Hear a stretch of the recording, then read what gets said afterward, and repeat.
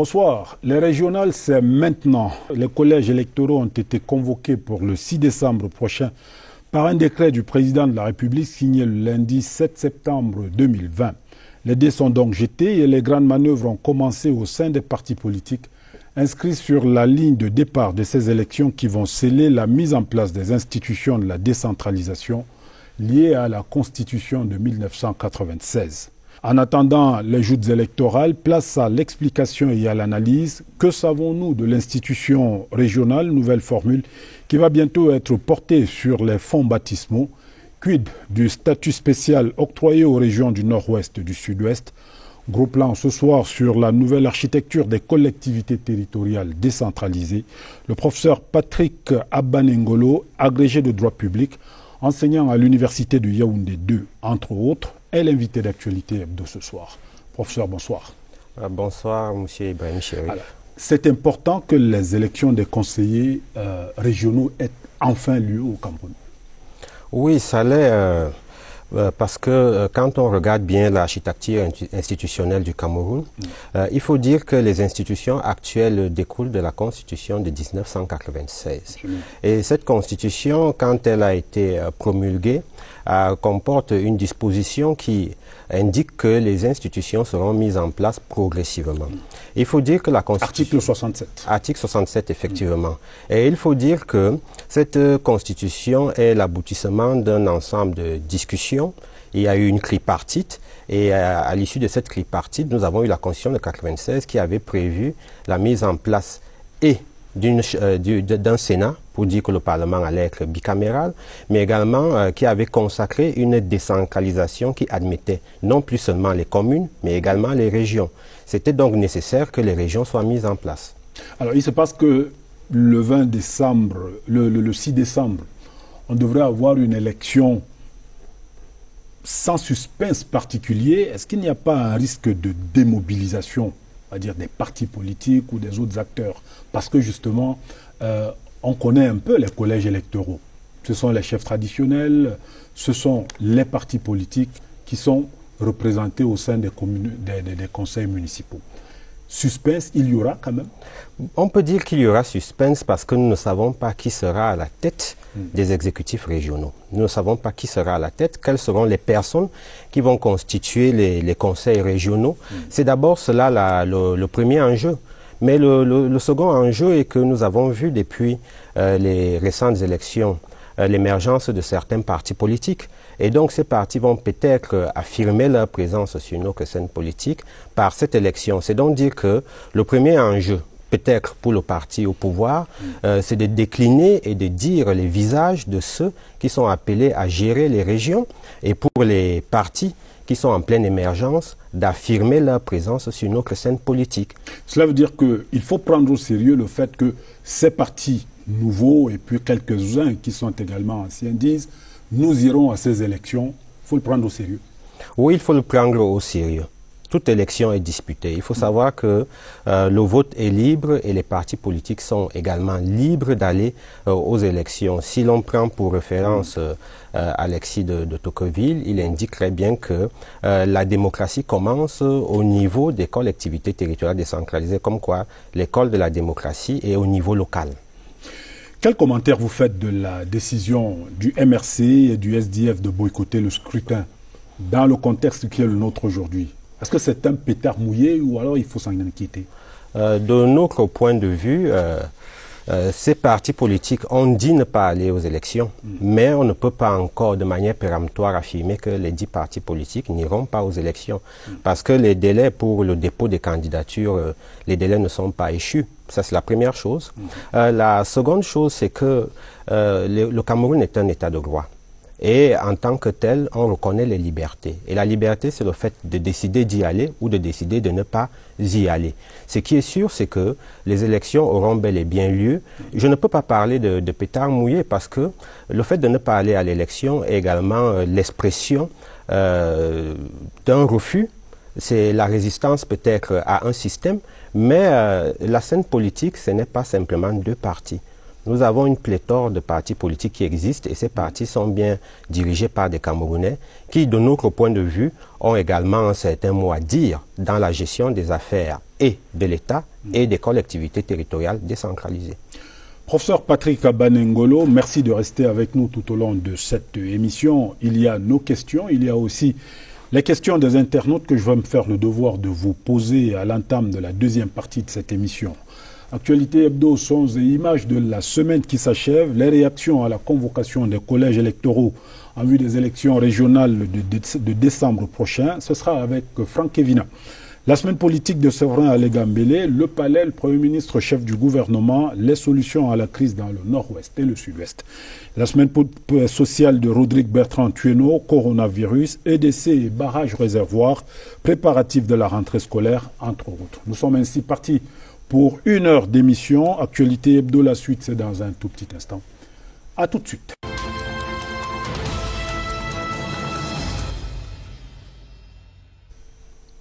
Alors, professeur, il y a 2 collèges électoraux. Les conseillers municipaux, d'une part, et puis le collège des chefs traditionnels, des représentants de l'autorité traditionnelle au Cameroun. C'est des collèges égaux, on s'entend, mais est-ce que vous comprenez le fait que on s'inquiète de ce que la plupart des chefs traditionnels viendraient peut-être, on va dire, d'un seul côté? C'est difficile à dire, penser que les chefs traditionnels viendraient d'un seul côté. Mais avant peut-être d'y répondre, je me félicite de ce que vous parlez de collèges électoraux. Parce que j'ai entendu plusieurs indiquer qu'on a convoqué le collège électoral ou le corps électoral. Ce n'est pas tout à fait cela. L'élection régionale consiste effectivement à convoquer ceux qui vont constituer le corps électoral. Et il y a véritablement 2 groupes. Les 2 groupes travaillent ensemble, mais chacun dans son camp. Et relativement à ces groupes, nous avons d'abord les conseillers municipaux qui sont appelés à élire les conseillers départementaux, dont leurs représentants. Et de l'autre côté, nous avons le commandement traditionnel qui va élire également leurs représentants. Maintenant, chercher à savoir si ces représentants du commandement traditionnel sera enclin, si ces représentants seront enclins à voter d'un seul côté, je pense que ce serait penser que l'élection n'est pas libre et que le vote n'est pas secret. C'est-à-dire qu'au niveau des représentants de l'autorité traditionnelle, par exemple, est-ce qu'on peut dire qu'à ce niveau-là, cela pourrait être multipartite? Cela sera multipartite. Ce sera multipartite parce que chaque parti politique qui va compétir doit déposer une liste qui est celle des chefs traditionnels. Ce qui signifie déjà qu'il y aura des chefs traditionnels qui vont accepter, étant peut-être membres d'un parti politique, disons de l'opposition, d'être candidats pour les 10 partis politiques. Et donc, à partir de là, on ne peut pas penser qu'il y aura une seule coloration dans toutes les régions. On pourra avoir 2 colorations, 2 ou plusieurs colorations en fonction des régions. N'oublions pas que le vote est secret. Et quand je le dis, cela signifie que même si vous êtes investi par le parti au pouvoir, rien n'empêche que vous alliez voter le parti d'opposition.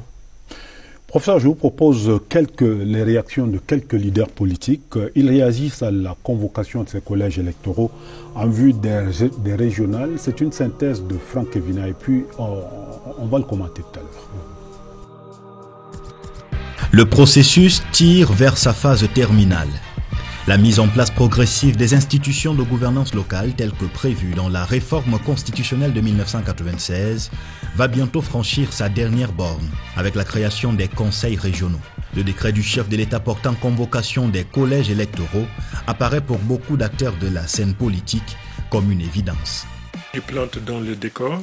Il appartient naturellement à tous les partis politiques qualifiés pour prendre part à cette compétition, de retrousser les manches, descendre dans l'arène et aller à l'assaut de la conquête des conseillers régionaux. Nous allons réaliser avec la mise en place des conseils régionaux un pas extrêmement important vers ce qui constitue actuellement les attentes de nombreux Camerounais. Maintenant que la boucle est bouclée, le Cameroun doit être à même de poursuivre et même d'accélérer sa marche en avant. La marche vers l'autonomisation des collectivités territoriales décentralisées emprunte ainsi un virage décisif. Pour certains leaders politiques, au-delà des intérêts partisans, un enjeu national sous-tend l'organisation de ces régionales la résolution de la crise dans les régions du Nord-Ouest et du Sud-Ouest. La convocation ce jour du collège électoral vient, n'est-ce pas, dans l'implémentation de ce que nous avons arrêté au Grand Dialogue. Et la mise en place du statut spécial dépend de l'élection ou de l'élection des conseillers régionaux. Donc ces élections régionales sont vécues pour nous d'abord comme le prolongement et puis la concrétisation d'une résolution du Grand Dialogue national auquel le PCRN a participé activement. Défi particulier pour les leaders coutumiers de ces régions en crise, appelés à braver la peur pour jouer leur partition dans ces élections en tant que membres des collèges électoraux et potentiels candidats. Il y a des chefs qui sont déjà dans leurs chefs-lieux régionaux respectifs et beaucoup sont même déjà dans les chefs-lieux départementaux. Nous pensons que le processus est lancé. Devant les urnes le 6 décembre prochain, le choix sera minutieux et rigoureux. Le candidat idéal devrait être imprégné des réalités sociales de sa région. Ça doit être un homme social, accessible, humble, ouvert et surtout aussi doté d'un esprit patriotique et du sens de l'intégrité et de l'intégration nationale. Ça devrait d'abord être un citoyen camerounais engagé dans les actions de développement, mais surtout un républicain qui respecte les institutions de la République et qui peut apporter une forte contribution dans le développement économique de notre pays. Les candidats auront le temps nécessaire pour convaincre les membres des collèges électoraux avant le jour dit. Professeur, de manière concrète, un parti politique qui n'a pas de conseillers municipaux peut-il postuler? Oui. Pourquoi? Ici, il faut faire une combinaison des dispositions de la Constitution, du Code électoral et de la loi portant Code général des collectivités territoriales décentralisées. Et quand vous faites la combinaison des trois textes, vous vous rendez compte qu'au niveau des élections régionales, il y a le dispositif qui renvoie aux conditions d'élection des conseillers municipaux. Et dans ces conditions d'élection des conseillers municipaux, on ne dit nulle part que pour être conseiller municipal, il faut déjà avoir été soit conseiller municipal. Voilà, ce qui veut dire qu'on peut très bien, quand on fait une interprétation, on étend ça aux conditions pour être éligible pour cette élection régionale, on peut très bien ne pas être conseiller municipal, que l'on serait candidat pour être conseiller régional. Et je voudrais davantage confirmer cela quand vous regardez les critères pour être représentant du commandement traditionnel, c'est-à-dire des chefs traditionnels. Vous ne verrez nulle part que l'on va dire que le collège électoral est constitué de conseillers municipaux ou qu'il faut émaner du corps des conseillers municipaux. Donc, il suffit simplement de remplir les conditions. Donc, en fait, il s'agit d'une élection ouverte. C'est une élection qui est véritablement ouverte. C'est une élection qui est ouverte. La seule condition, c'est que vous soyez, ou bien les seules conditions, c'est que vous soyez camerounais, vous avez 23 ans, vous avez une résidence de 6 mois, le cas échéant, dans la collectivité territoriale décentralisée. Mais le fait d'être conseiller municipal n'est pas une condition sine qua non. Un conseiller municipal peut être candidat pour devenir conseiller régional et le jeu de cumul est même possible parce qu'aucune disposition ne l'interdit. Mais il est également possible d'être candidat sans avoir un mandat au niveau d'une commune. Alors, il y a quand même le fait que le vote, il est secret, vous l'avez dit. Alors, vote secret et discipline du parti. Comment on gère ça? Ce n'est pas seulement au niveau du RDPC, mais même des autres partis politiques. Oui, relativement au vote secret, vous connaissez déjà bien les conditions. On va vous dire par exemple que bon, pour éviter les votes multiples, l'urne est transparente, mais vous êtes dans l'isoloir et vous avez une enveloppe dans laquelle vous introduisez le bulletin. Ce qui signifie qu'on ne peut pas faire autrement parce qu'il faut garantir la liberté de celui qui vote. Mais maintenant, il y a un réalisme qui ne relève pas de la science juridique, mais de la science politique, ce qu'on appelle souvent la discipline de parti. Et ce réalisme va faire que les différents partis politiques vont donner des consignes de vote à ceux qu'ils vont présenter comme étant les grands électeurs. Et là, on est un peu dans une situation paradoxale, mais c'est également cela la démocratie. C'est-à-dire que les partis politiques, en investissant des gens, émettent des vœux Et maintenant, ces gens qui sont investis auront encore la latitude d'aller dans le sens des vœux qui sont émis, c'est-à-dire voter les listes de ces partis, ou alors ces gens pourront manifester leur liberté au niveau de l'isoloir en votant un parti d'opposition. Est-ce qu'il y a des partis qui pourraient donner des consignes de vote dans le sens de ce que leurs conseillers municipaux, par exemple, élisent les candidats de tel ou tel autre parti? Peut-être parce que à leur niveau, il n'y a peut-être pas de chance d'être véritablement décisif dans cette élection-là. Oui, par principe, c'est possible. Cela est possible. Parce que, sachons-le, le vote au niveau des élections régionales est obligatoire. Ce qui signifie que le conseiller municipal, sauf s'il y a des conditions... Il est obligé d'aller voter. Il est obligé d'aller voter. Si vous regardez bien notre dispositif normatif en la matière, le conseiller municipal, les chefs de premier, de deuxième, de troisième degré sont obligés, sont tenus de voter. Ce qui est quelque chose de singulier, mais l'accompagnement de cela est qu'il y a des frais qui sont accordés à ces derniers. Ce qui veut dire que dès que vous avez un conseiller municipal, normalement, ce dernier devrait se rendre aux élections, c'est-à-dire qu'il ira voter. Dès que vous êtes du corps électoral des chefs traditionnels, vous devez aller voter. Et à ce niveau, s'il advient que votre parti vous donne la consigne d'élire une autre liste, vous pouvez respecter cette consigne. C'est totalement possible. Nous avons vu même pour les élections antérieures, un candidat qui se présente aux élections présidentielles. Et quelques jours avant l'élection, il dit qu'il n'est plus candidat et il exhorte ses militants à voter pour un autre candidat à ces élections présidentielles ou pour les élections législatives, municipales. Donc cela fait partie également du jeu de la démocratie. Alors, il y a aussi, de façon concrète encore, la question qui se pose sur le rôle de ces conseils régionaux qui vont être élus et installés. Le Cameroun, pour nous, c'est une grande première. On y va. Quel va être le poids ou le rôle de ces conseils régionaux?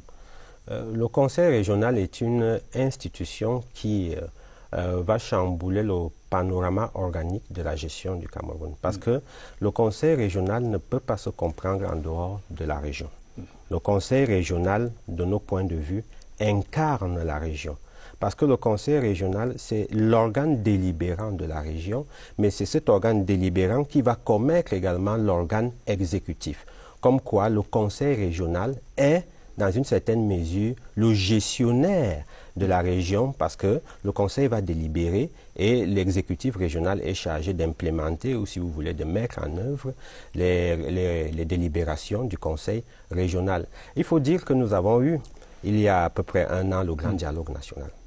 Et ce grand dialogue national, parmi ses recommandations, a exhorté l'exécutif à accélérer le processus de mise en œuvre de la décentralisation. Et nous disons qu'avec ces conseils régionaux, ce n'est pas simplement l'accélération du processus de mise en œuvre de la décentralisation au niveau régional, mais c'est également la finalisation de la mise en œuvre de la Constitution de 1996. Ce qui signifie donc que les conseils régionaux sont pour nous des remédiations, des réponses aux revendications de certaines régions, notamment le nord-ouest et le sud-ouest, mais également c'est un parachèvement de notre démocratie locale qui jusqu'alors était incomplète. Prenons le cas du Sénat. Le Sénat, il existe, mais pour l'élection du Sénat, quel est le corps électoral? On vous dit que le corps électoral est constitué des conseillers municipaux et des conseillers régionaux. Donc jusque-là, je peux dire qu'on fonctionnait en habilitant les conseillers municipaux à élire en leur nom et pour le nom des conseillers régionaux. Vous voyez que là, il y avait un ensemble de vides que le conseil régional va permettre de combler. Je ne parlerai peut-être pas de l'action du conseil régional en termes de participation au développement local, mais également au développement national, parce que si on développe localement, ça impacte sur le développement national, en sachant qu'il y a des compétences qui sont transférées aux régions. Et en l'absence de ces conseils régionaux, on n'aurait pas ces actions qui auraient été mises de manière efficiente, conformément aux aspirations des populations des dites régions. Le conseil régional, et je pèse bien le mot, parachève le processus de décentralisation, parachève l'exécution de notre Constitution, mais également permet que les recommandations de la tripartite prennent corps. C'est-à-dire que sans les conseils régionaux, est-ce qu'on peut dire qu'il n'y aurait pas véritablement de décentralisation? Non, sans les conseils régionaux, il y aurait décentralisation. Là, il faut s'inscrire dans une perspective de positivisme. Le positivisme, c'est quoi chez les juristes? C'est que dès que une norme a disposé sur la reconnaissance d'un système, sur la reconnaissance d'une institution, cette institution est réputée exister. Et l'institution décentralisation existait depuis 1974, depuis 1987. C'est-à-dire que nous avons fait la décentralisation avec les mairies, avec les communes. Il y avait déjà décentralisation. Les maires sont là, ils sont visibles. Les conseils municipaux sont là. Les conseils municipaux sont visibles. Mais simplement, cette décentralisation, dans son armature organique, n'était pas complète. Et il y a un palier, un échelon de la décentralisation qui manquait, et c'était la région. Mais on peut le dire que depuis que la Constitution de 1996 est mise en œuvre, il y a décentralisation au Cameroun, il y a décentralisation constitutionnelle. Vous parliez tout à l'heure du grand dialogue national. Nous sortons du grand dialogue national avec une recommandation forte, accélérer ou parachever justement la mise en place de ces structures-là pour que le statut spécial qui a été accordé aux régions du nord-ouest et du sud-ouest soit véritablement concret. Quand on va faire les conseillers régionaux, comment mettre donc justement en œuvre ce statut spécial-là pour les deux régions? Oui, ça va se passer comment? Le statut spécial sur les deux régions est une singularité camerounaise. C'est une singularité camerounaise parce que avant, nous avions le même régime pour toutes les collectivités territoriales décentralisées. Et les débats qui ont permis d'avoir la Constitution de 1996 demandaient par exemple d'autres formes de l'État. Et le consensus qui a été dégagé était de faire un État unitaire décentralisé.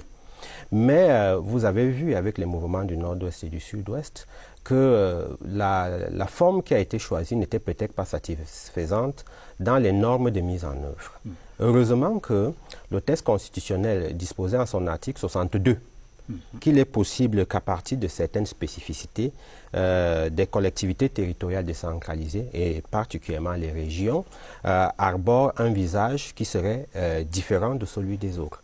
Il faut dire qu'avec le grand dialogue national et ces collectivités qui ont un statut spécial, on n'a pas créé une autre catégorie de collectivités territoriales décentralisées. Ce n'est pas une catégorie à part. En réalité, cette catégorie intègre les régions. Mais dans son fonctionnement et dans les missions qui lui sont dévolues, il y a des spécificités. La Constitution dégageait déjà la spécificité au niveau de l'organisation et du fonctionnement. Mais quand vous lisez la loi de 2019 portant Code général des collectivités territoriales décentralisées, d'autres éléments émergent. Et ces éléments relèvent effectivement du domaine de la loi. Il est vrai que certains juristes vont vous dire que ce sont des cavaliers législatifs, mais il faut le confesser que dans ce texte, on permet par exemple, avec le statut spécial, de créer des missions de développement au niveau de la région. C'est une compétence qui relevait exclusivement de l'État, donc de l'administration centrale. On met en avant le bilinguisme.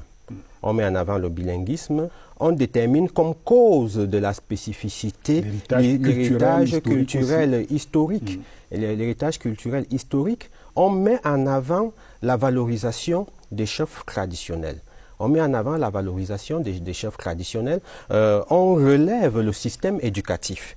Et au-delà de ce système éducatif, ce qui va particulièrement nous intéresser dans notre système de décentralisation régionale est de voir que les organes mis en place pour ces collectivités à statut spécial ne sont pas semblables aux organes mis en place pour les autres régions. Il y a donc des différences. Pour les 8 autres, il y a véritablement une différence. Il y a des libertés en plus, des dérogations en plus, et donc privilège est donné aux régions à statut spécial dans notre ordonnancement institutionnel. Alors, si on prend le cas, par exemple, de l'ombudsman qui va être créé, qui est créé pour le nord-ouest et le sud-ouest, est-ce que d'autres régions du pays, à un moment donné, de la vie ou de la marche de la nation, peuvent revendiquer cela en se disant, si ça marche là-bas, pourquoi ça ne marcherait pas chez nous? Les textes juridiques et les institutions sont appelés à évoluer. il m'est difficile de prédire quel sera l'état de la question dans 5 ans, dans 10 ans, dans 100 ans. C'est un peu difficile. Peut-être pour édifier vos téléspectateurs, il faut leur dire que l'Ombudsman, c'est une institution indépendante qui est présentée dans notre texte comme étant le Public Independent Conciliator, c'est-à-dire le conciliateur public. C'est en réalité comme un médiateur. Ombudsman, c'est une institution qui est née dans les pays scandinaves en Europe et qui a été exportée. Nous l'avons quasiment partout. En France, il s'appelait médiateur de la République et aujourd'hui, on l'appelle défenseur des lois. C'est une institution qui est très forte. Elle est très forte parce que, du fait de son indépendance, elle est parallèle à l'organisation administrative classique.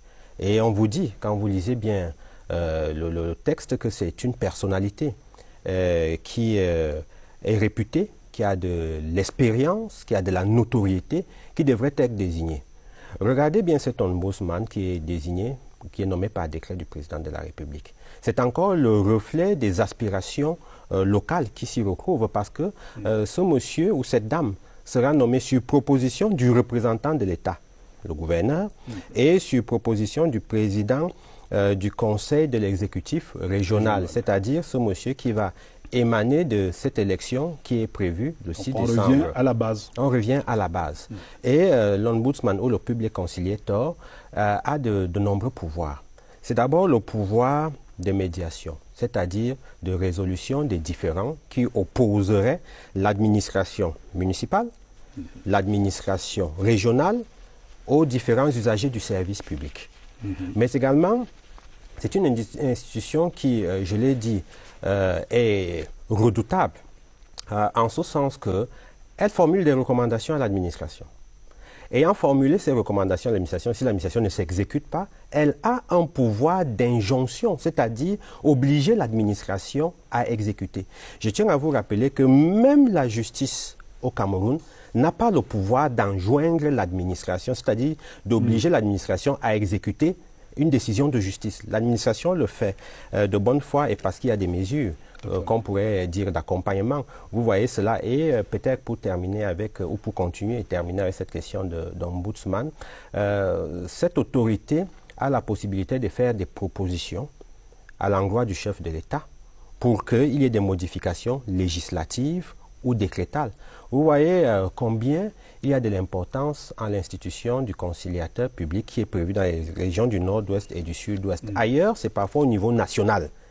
Et on a spécifié en accordant cela dans le statut spécial. C'est dit que pour le moment, les 8 autres régions ne peuvent pas se prévaloir de l'ombudsman, mais tel que je l'ai dit à l'entame de cette réponse, on ne saurait prédire l'avenir à la matière. Absolument. Professeur, nous allons faire une seconde halte pour parler de notre semaine politique qui s'articule autour de quelques activités et textes du président de la République, du Premier ministre, chef du gouvernement, et puis l'opération Bamenda Clean, lancée par les forces de défense et de sécurité. La semaine politique est signée Séverin Alégambélé. Le fait politique majeur de cette semaine reste la convocation par le président de la République des collèges électoraux en vue de l'élection des conseillers régionaux le 6 décembre 2020. Au sein de la classe politique, les positions se confortent. Les partis se déterminent les uns après les autres. Le RDPC, le PCRN, le PAL, le FSNC, pour ne citer que ceux-là, confirment chacun sa participation à cette élection particulière qui, selon une opinion large, vient parachever le processus de mise en place des régions. Lorsqu'on voit l'architecture des collectivités territoriales, on ne peut ne pas avoir des conseillers régionaux si on a des conseillers municipaux. Il s'agit d'avoir une politique globale des régions, au niveau local à travers les communes, mais aussi dans une logique de perspective macro avec les régions qui sont l'instance supra au niveau des collectivités territoriales décentralisées. C'est toute une logique. Les conseillers régionaux vont donc être ceux-là qui vont penser le développement local au niveau de la région. Ils vont penser macro et notamment les conseillers municipaux vont implémenter locaux. Le front des formations politiques qui appelle au boycott de l'élection des conseillers régionaux est désormais dans le collimateur des autorités publiques du fait des actions visant à déstabiliser les institutions républicaines. Le ministre de l'administration territoriale a échangé avec la presse cette semaine, indiquant clairement qu'aucun écart de comportement ne sera toléré avant, pendant et après le scrutin.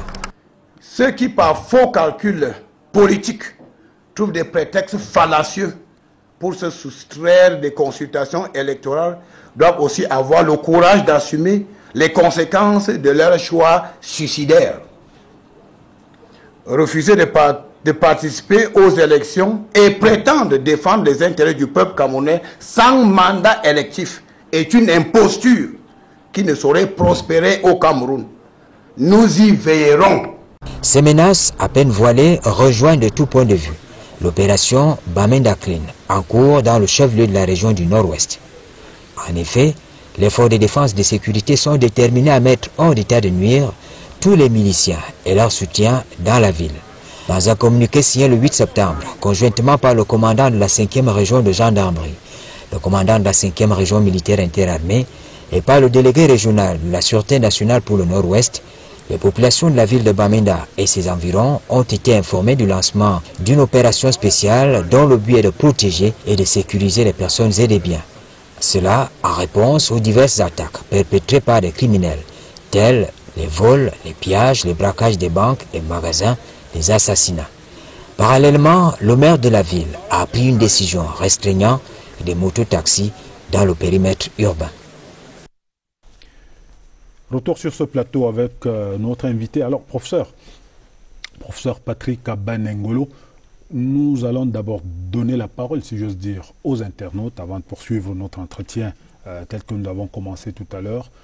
Monsieur Omar Luna dit, est-ce que notre modèle de décentralisation est calqué sur celui de l'Espagne, parlement et exécutifs locaux? On est allé aussi loin que ça?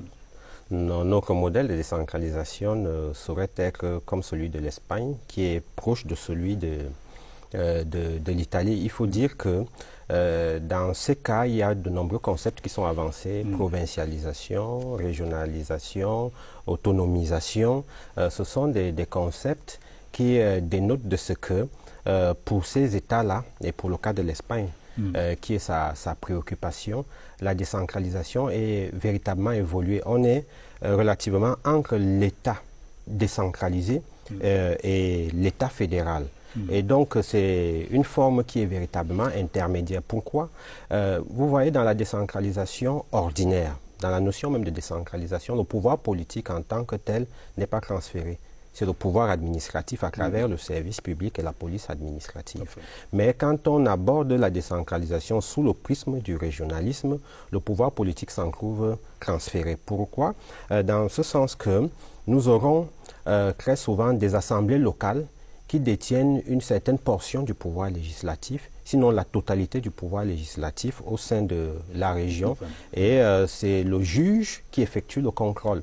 C'est le juge qui effectue le contrôle au niveau de ces États tels l'Espagne. Le juge constitutionnel est obligé d'être fort et on applique un contrôle par voie d'exception. C'est-à-dire que le juge constitutionnel est sollicité parfois après coup. Alors que pour notre cas, le juge constitutionnel est sollicité avant la promulgation, avant la promulgation d'une loi. Donc voilà les différences qui existerait entre notre modèle de décentralisation et celui de l'Espagne. Par exemple. Alors Zibama, alias Général, dit, en tant qu'expert, quel est l'élément du statut spécial du Nord-Ouest et du Sud-Ouest qui répond concrètement aux aspirations des ressortissants de ces deux régions? Je ne pourrais pas synthétiser cela en un élément. Ce n'est pas un élément, mais c'est une conjonction d'éléments. Si je me réfère au problème, il y a quelques revendications identitaires. Et pour répondre à ces revendications identitaires, on a accentué le statut du chef. On a accentué le statut du chef. En dehors de cela, les ressortissants du Nord-Ouest et du Sud-Ouest, à ce que je sache, revendiquaient la possibilité de mieux concourir à la gestion de l'administration. Ça nous ramène un peu à l'indirect rule de la colonisation. Exactement. Ça nous ramène à l'indirect rule, et si vous me le permettez, je tiens à préciser qu'il y a véritablement une différence culturelle entre le Camerounais d'expression française et le Camerounais d'expression anglaise. La différence vient de ce qu'avec la Société des Nations et la mise sous mandat du Cameroun en 1919, il s'est avéré que les Britanniques qui devaient administrer la partie du Cameroun, j'ai failli dire la partie anglaise, mais c'était une partie allemande, comme l'autre partie francophone. Cette partie qui est devenue donc anglophone du fait de l'administration par les Britanniques, là était sous l'Indirect Rule. Et dans ce sens, les chaufferies traditionnelles ont été valorisées. Tandis que dans la partie francophone, le représentant de l'administration française et son administration géraient quasiment directement tout. Les Britanniques ont préféré confier la majeure partie des compétences aux chefs traditionnels. Cela leur a donné beaucoup plus d'importance dans cette partie du territoire. Donc c'est quelque chose qu'il faut... C'est un peu l'esprit des réformes actuelles. En fait. C'est l'esprit des réformes actuelles et vous voyez qu'il y a toute une House of Chiefs, il y a toute une chambre des chefs qui est prévu dans l'Assemblée régionale pour les collectivités à statut spécial. Joseph Ambo, il est dit que les chefs traditionnels de premier, deuxième et troisième degré élus devront être des autochtones exclusivement. En est-il de même pour les représentants des départements présentés par les partis politiques? C'est une question de débat. Mais le GROI n'a pas statué là-dessus. Le GROI n'a pas statué là-dessus, ce qui signifie qu'on devrait répondre par la négative. Peut-être qu'il faudrait lui administrer l'explication. Il faut savoir que de manière naturelle, les chefs traditionnels sont considérés comme des autochtones. Maintenant, il pourrait y en avoir qui ne seraient pas autochtones. Quand vous baladez dans le Cameroun, vous allez par exemple dans l'extrême nord, vous trouverez qu'il y a le quartier des Bétis, il y a le quartier Bami. Vous allez à l'est, vous allez à l'ouest, vous trouverez qu'il y a un quartier qui n'est pas le quartier Bami, mais qui est le quartier Aoussa. Nous avons le cas de la... C'est le fameux débat sur les chefferies administratives. Et ce qui fait que ceci, tout en défendant les intérêts des populations, qui seraient les leurs, c'est-à-dire peut-être cette composante, ne sont pas ancrés à ce niveau, ne sont pas des populations véritablement de cet endroit. La représentation simple pour ceux qui ne sont pas musulmans, qui sont chrétiens camerounais, c'est que quand vous décédez, on s'en va. En général, vous enterrez véritablement dans votre région, pour ne pas dire dans votre village. Hervé Talabandi, quel est le contenu du statut spécial? On revient là-dessus. Quand sera-t-il mis en application? Que pourra-t-il apporter concrètement? Je crois qu'on a un peu fait le tour de la question. Zibama, alias Général encore, dit la mise en œuvre du statut spécial ne pourra-t-elle pas donner lieu à des conflits de compétences entre les élus des conseils régionaux et l'administration? Il n'y en aura pas. Il n'y en aura pas. En ce sens que... C'est-à-dire qu'il n'y aura pas de guerre entre le gouverneur et les conseillers régionaux, par exemple. Il n'y en aura pas parce que déjà les deux types de collectivités publiques n'ont pas les mêmes missions. Elles n'ont pas les mêmes missions. Et il faut dire que l'une des innovations de notre décentralisation de 2019 est de consacrer un fameux principe d'exclusivité de compétences. Ce qui signifie que quand une compétence est transférée à une collectivité territoriale décentralisée, la norme voudrait qu'elle lui soit transférée dans la totalité. Dans la totalité, de sorte que les services du gouverneur, ces services sont les services qu'il gère, mais ce sont également les délégations départementales, les délégations régionales, les délégations d'arrondissement quand il y en a. Les services de ce domaine vont échoir à la région, vont échoir à la dite collectivité territoriale décentralisée. Il n'y aura donc pas souvent cette concomitance. Cependant, on a quand même mis en avant un principe de complémentarité parce qu'il est parfois nécessaire que l'État intervienne, que l'État ait un droit de regard. Le gouverneur est le représentant de l'État au niveau de la région. Et en tant que représentant de l'État, il a un pouvoir je peux dire, d'action, de la sanction quand ça ne marche pas bien. Et donc, on ne peut pas penser que celui qui puisse vous sanctionner ait des conflits avec vous, ou qui puisse vous faire sanctionner. Les rôles sont bien déterminés. Les rôles sont bien déterminés. Je vous propose une troisième halte ici, après ces réponses aux questions de nos internautes. C'est une halte qui nous permet de suivre la semaine sociale de Rodrigue Bertrand Thienot avec l'opération Vacances sans sida, la lutte contre le coronavirus, l'attribution de la gestion des barrages réservoirs à Electricity Development Corporation et puis les préparatifs de la rentrée scolaire, entre autres. C'est le menu que nous délivre ici Rodrigue Bertrand Thienot. La semaine sociale s'est ouverte avec une mutation dans le domaine de l'accès à l'électricité. Grâce à la signature de cette convention, Electricity Development Corporation devient le maître des barrages réservoirs au Cameroun, une grosse responsabilité. On a donc l'entière responsabilité, d'abord, de rembourser la dette auprès des bailleurs de fonds de Lompanga, de l'entretien de ces barrages, d'assurer aussi l'extension si nécessaire. Quiconque ambitionnerait de construire un barrage hydroélectrique au Cameroun devra donc s'adresser à l'EDC. Les préparatifs de la prochaine rentrée scolaire se poursuivent, bien que timidement. Le Conseil national d'agrément des manuels scolaires fait des pieds et des mains pour que l'on ne parle plus d'indisponibilité des livres. Au terme de 3 années, nous saurons exactement quels sont les éditeurs défaillants qui doivent sortir du marché, quels sont les distributeurs et les diffuseurs défaillants à qui on ne peut plus accorder l'agrément.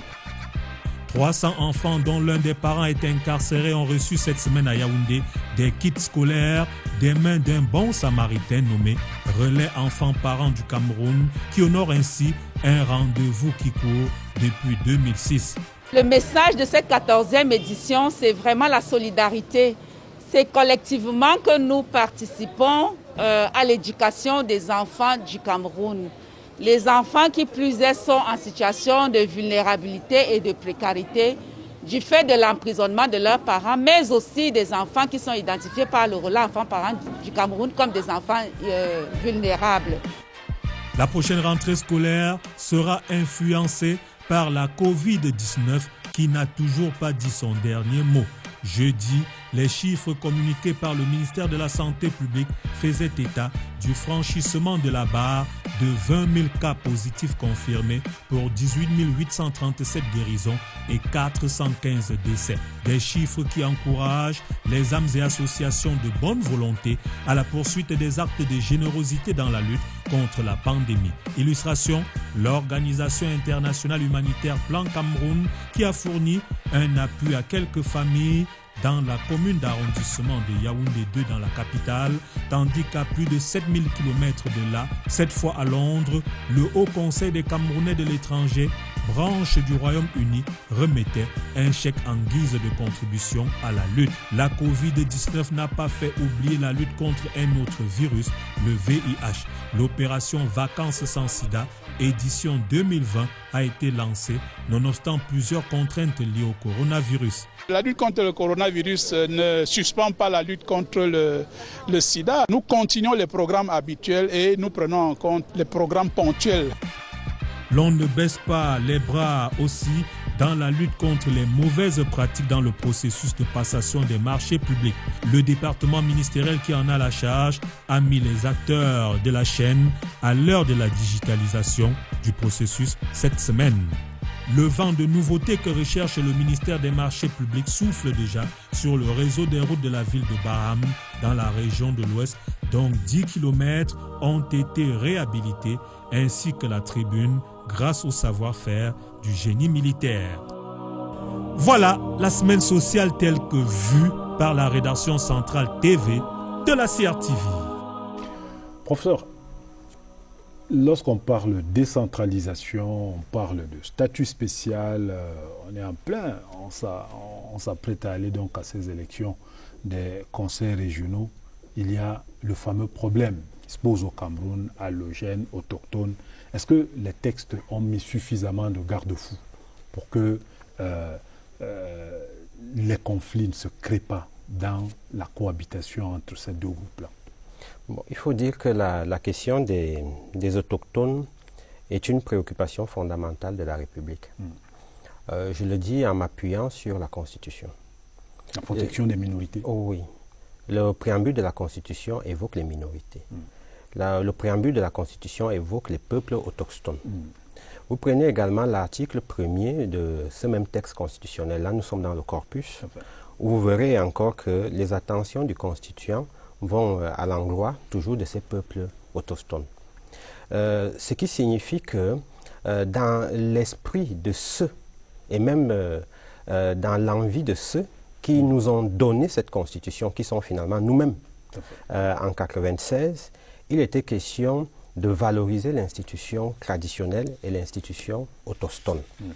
Les autochtones, c'est des gens qui sont nés quelque part. Et ces gens qui sont nés quelque part ont, je pense, un droit de préemption et une priorité sur ce qui est décidé dans l'endroit, sur l'endroit où ces populations sont nées. Il ne devrait normalement pas y avoir de conflit. Il ne devrait normalement pas y avoir de conflit parce que les allogènes, ici, sont autochtones quelque part. Ailleurs, oui. Ça veut dire qu'il y a un phénomène naturel de compensation. Au-delà de ce phénomène naturel de compensation, allons regarder, laissons donc les éléments sociologiques et intéressons-nous aux éléments d'ordre juridique. Dans ces aspects juridiques, vous constaterez que le constituant comme le législateur a davantage prévu une mixité entre ces populations. Et puisque nous nous intéressons davantage aux élections régionales et aux régions, vous voyez très bien que la part belle est peut-être faite aux autochtones au niveau de la direction suprême de la collectivité qui est la région. Parce que le président du conseil régional, le président du conseil de l'exécutif régional doit être originaire de la région. Vous verrez également qu'au niveau des chefs traditionnels, on impose, on dit premier, deuxième, troisième degré, on vous dit que ces derniers doivent être autochtones. Ce qui signifie que là, nous avons déjà un intéressement vis-à-vis des populations autochtones. Absolument. Mais la mixité intervient en ce sens que la majorité des conseillers régionaux émanent des conseillers municipaux, parce que c'est eux qui vont élire 70 sur les 90. Et chez les conseillers municipaux, c'est la mixité. C'est la mixité.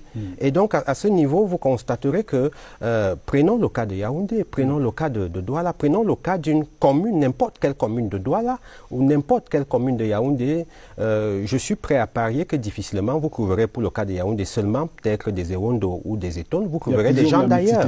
Des gens d'ailleurs. Et ce sont ces gens d'ailleurs qui vont désigner la majeure partie des conseillers régionaux. C'est donc dire que la composante allogène est véritablement prise en compte à côté de la composante autochtone. Il y a donc là une solution juridique qui nous permet de penser qu'il ne devrait pas y avoir de conflit. Professeur, la décentralisation, elle est déjà là. Elle arrivait, si on peut dire, à petits pas. Ça s'est accéléré aujourd'hui, on va même aller plus loin désormais. C'était véritablement la solution pour résoudre les problèmes liés aux diverses pesanteurs administratives ici au Cameroun, pas seulement nord-ouest, sud-ouest, mais sur l'ensemble du pays. Vous avez vu ce fameux référendum qui a été condamné en Espagne pour dire que même ailleurs, là où on pense avoir trouvé la solution, on ne l'a toujours pas. On est en quête. Et nous aimons bien à dire aux étudiants que quand on vous parle de décentralisation, démocratisation, régionalisation, c'est un processus, c'est un construit. Et on ne sait jamais quand on aboutit, quand on parachève cela. Et quand vous voyez des États qui réforment constamment leur constitution, c'est parce qu'on essaye d'améliorer l'état de droit. La décentralisation aujourd'hui et nos régions qui doivent être mises en place sont des réponses à cette quête de plus d'État de droit. Ce plus d'état de droit devrait amener, par exemple, les administrés à voir leurs prérogatives mieux valorisées par le système institutionnel camerounais. Un administré aujourd'hui, avec la régionalisation, a son mot à dire. Il a plus à dire que par le passé. Pourquoi? Parce qu'il va élire ceux-là qui sont appelés à présider aux destinées de la collectivité. Parce qu'au niveau des régions, on a mis sur pied une démocratie directe. Dans une certaine mesure, il n'y a peut-être pas le référendum local qui est prévu, mais il y a le droit de pétition des populations locales. Vous avez parlé de l'ombudsman, qui est là pour protéger les intérêts. Et qui peut porter un problème. Et qui peut porter un problème. L'ombudsman est une institution d'apaisement, c'est une institution de médiation. C'est indiqué qu'à travers l'institution de l'ombudsman, à travers le droit de pétition qui est donné aux populations locales, à travers le droit qui leur est donné de réclamer à leurs frais tous les documents, les procès-verbaux de réunion, le budget de la région prise comme collectivité territoriale décentralisée, on constate que la population est mise au centre de la question de développement. Et donc, la décentralisation avec les communes, avec les communautés urbaines et avec les régions permet aujourd'hui à l'usager d'avoir un droit de regard au niveau de base, au niveau intermédiaire, au sommet, sans occulter le fait que même au niveau central... Ça apporte moins de lourdeur dans la gestion des affaires de la cité, comme on dit? Ça apporte moins de lourdeur parce que ceux qui sont appelés à décider sont plus proches des populations. Est-ce que vous avez l'impression que les partis politiques qui concourent à l'expression du suffrage universel et qui animent, si on peut dire, la démocratie locale ici, sont au fait de ce qui se passe en ce moment? Je pense que oui. Vous avez constaté qu'avant la convocation de ces élections, il y a au moins 2 partis politiques qui avaient déjà affirmé leur désir de ne pas y aller. Et vous avez vu que plusieurs... MRC. Exactement. Et vous avez vu que d'autres partis politiques avaient dit, coûte que vaille, nous irons à ces élections. Et laissons la représentation au niveau du Parlement. Les partis politiques sont considérés comme étant égaux parce qu'ils ont les mêmes droits. Vous constatez que depuis qu'il y a eu ce décret du 7 septembre, qui convoque les élections pour le 6 décembre. Vous constatez que les partis bougent. Nous voyons le PCRN, nous voyons, je ne vais peut-être pas citer le RDPC parce que c'est traditionnel, ils y sont, nous voyons même de nouveaux partis politiques se dire voilà une chance qui nous est donnée parce que la condition n'est pas d'avoir des conseillers municipaux. Il suffit de vouloir y aller, de présenter une liste et des gens qui répondent aux conditions et nous avons peut-être quelques chances. Et moi, je prendrai comme référence les questions qui vous ont été posées par les internautes. Les gens s'y intéressent, il y a quelque chose qui est en train de se passer. Une dernière question, professeur. Est-ce que le Cameroun franchit là une véritable étape? C'est vrai que la Constitution, elle date de 1996. Est-ce qu'on peut parler de nouvelle république aujourd'hui? Je n'irai pas jusqu'à dire nouvelle république. On ne va pas aller jusqu'à dire nouvelle république. Parce que dans la progressivité qui a été énoncée, nous attendions les juridictions inférieures en matière administrative, les tribunaux administratifs. Nous les avons eu en 2013. Nous attendions le Sénat. Nous avons eu le Sénat. Nous attendions le Conseil constitutionnel, nous avons eu le Conseil constitutionnel. Nous attendions enfin les régions et nous sommes en train de les avoir, les régions. C'est dire que c'est l'aboutissement de l'exécution, ou plutôt de la mise en œuvre du texte constitutionnel. Mais dire que c'est une nouvelle république, cette nouvelle république a commencé en 1996, puisque les institutions étaient déjà prévues dans le texte. Et cette république a commencé en 1996 puisqu'il y avait dans le cadre de la transition et de la progressivité des institutions qui agissaient au nom et pour le compte de ces autres institutions qu'on a mis en place progressivement. On revient à l'article 67, mise en place progressivement. Et là, vous voyez que, par exemple, la Cour suprême statuait en lieu et place du Conseil constitutionnel. Donc, on avait un Conseil constitutionnel qui n'était peut-être pas encore organiquement mis en place, mais du point de vue fonctionnel, exerçait ses prérogatives. C'est simplement, je pense, l'espoir qu'on aura plus de développement parce que avec la mise en place des régions, les collectivités sont complètes, les collectivités territoriales décentralisées sont complètes. Il y a des compétences substantielles qui sont transférées aux régions et le gouverneur devient davantage ce monsieur qui va coordonner, qui va regarder, qui fera des interventions sporadiques. C'est donc le moins d'État central et le plus d'État local. Je voudrais vous dire que dans la théorie de la séparation des pouvoirs moderne, tout le monde connaît la théorie de la séparation des pouvoirs qui, elle, est horizontale, c'est-à-dire qu'on a le pouvoir judiciaire, exécutif. Mais il y a une autre séparation des pouvoirs dont on ne parle pas souvent. Celle-là, elle est dite verticale. C'est une séparation des pouvoirs qui fait que l'administration centrale voit la participation, mais également le contrôle de l'administration locale. Il y a donc cette double relation qui existe et qui sera, je pense, plus effective après ces élections. Professeur Patrick Abanengolo, merci pour ces éclairages.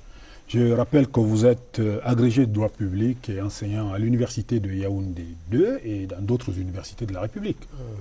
Exactement. Je vous remercie également. Merci en tout cas. Madame, Monsieur, Actualité Hebdo s'achève. Merci de votre aimable attention. Restez en compagnie des programmes de la CRTV. Bonsoir. Bonne semaine. À dimanche.